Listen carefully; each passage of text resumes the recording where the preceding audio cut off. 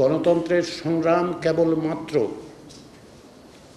রাজনৈতিক দলগুলোর সংগ্রাম নয়, গণতন্ত্রের সংগ্রাম কেবলমাত্র গোষ্ঠীর সংগ্রাম নয়। যতক্ষণ না পর্যন্ত আমরা বুঝতে পারব, যতক্ষণ না পর্যন্ত এই স্বীকৃতি আমরা দিতে পারব যে বাংলাদেশের মানুষের গণতন্ত্রের সংগ্রাম, বাংলাদেশের মানুষের সংগ্রাম, জনগণের সংগ্রাম, ততক্ষণ পর্যন্ত আমরা সীমাবদ্ধ চিন্তা দিয়ে, দলীয় সংকীর্ণতা দিয়ে, সামান্য অর্জনের লোভে বাংলাদেশের মানুষের সঙ্গে বিশ্বাসঘাতকতা করব। আমাদের আয়নার সামনে দাঁড়ানো দরকার। বাংলাদেশের মানুষের গণতন্ত্রের আকাঙ্ক্ষার স্বরূপটা বোঝা দরকার। শুধুমাত্র একটি কাঠামো, একটি বিষয়, একটি দিন, 10টি দিনের বিষয় নয়। একটি গণতান্ত্রিক রাষ্ট্র গঠনের জন্য সবচেয়ে বড় প্রয়োজন যেটা, সেটা হচ্ছে আপনি প্রতিষ্ঠানগুলো তৈরি করবেন। যে প্রতিষ্ঠান ব্যক্তির ঊর্ধ্বে উঠে ব্যক্তিকে নিয়ন্ত্রণ করে রাষ্ট্রের স্বার্থকে সামনে রেখে গোটা জাতিকে এগিয়ে নিয়ে যেতে পারবে।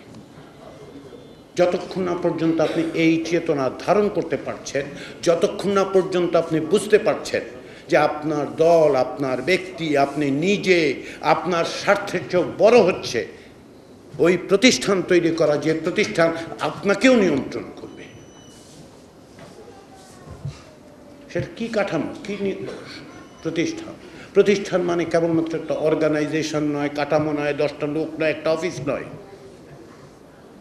আমরা যখন ইনস্টিটিউশনের কথা বলি, ইনস্টিটিউশনের সঙ্গে দুটো জিনিস আসে। প্রথমটা কি? প্রথমটা হচ্ছে অর্গানাইজেশন, কিন্তু দ্বিতীয়টা হচ্ছে নর্ম। নর্ম মানে হচ্ছে যে আমি কিভাবে আচরণ করব, প্রতিষ্ঠান কিভাবে আচরণ করবে।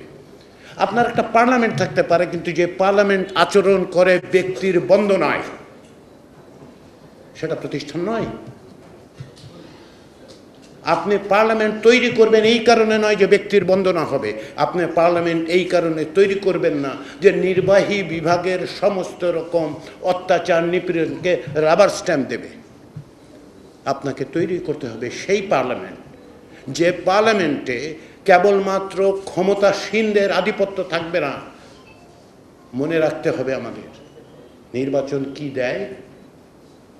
সেটা হচ্ছে mandate to govern, licence to rule নয়।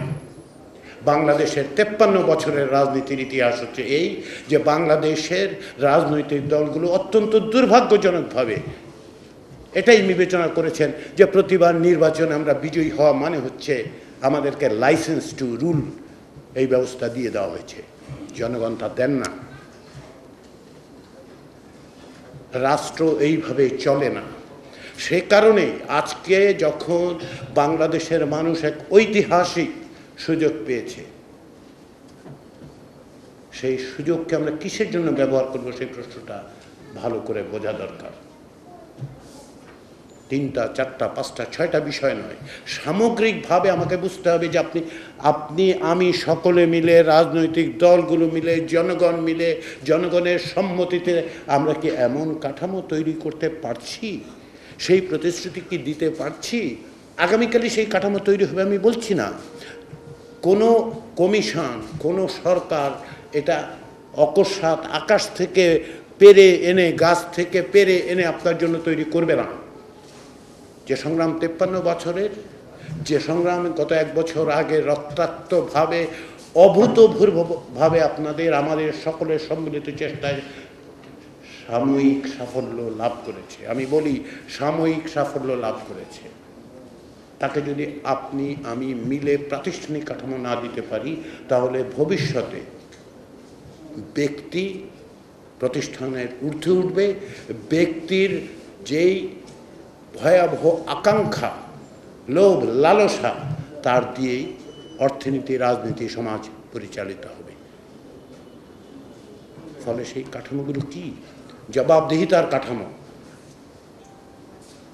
সেই জবাবদিহিতা কার জবাবদিহিতা আমরা চাই? যাকে ম্যান্ডেট টু গভর্ন দেয়া হয়েছে, তার নাম নির্বাহী বিভাগ। নির্বাহী বিভাগের ক্ষমতা নিয়ন্ত্রণ করাটা হচ্ছে আইনসভার কাজ।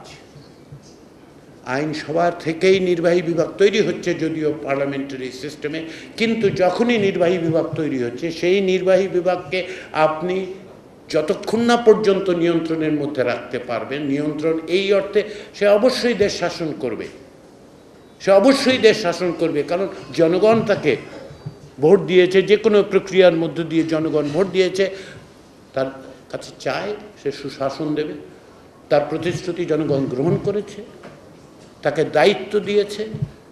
কিন্তু নির্বাহী বিভাগের এই ক্ষমতাকে আপনি যতক্ষণ পর্যন্ত না নজরদারির মধ্যে রাখতে পারবেন, এবং সেটা করবে কে?